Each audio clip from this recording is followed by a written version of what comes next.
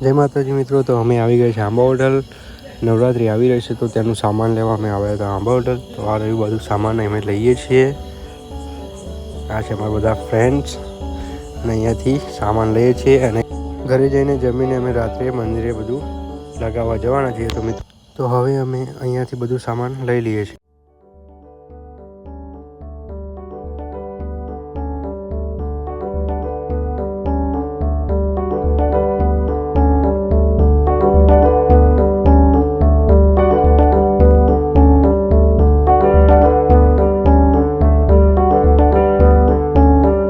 તો જય માતાજી મિત્રો, તો અમે રાતે મંદિરે બધું સામાન લઈને આવી ગયા છે અને મંદિરને શણગારવાનું શરૂ કરીએ છીએ.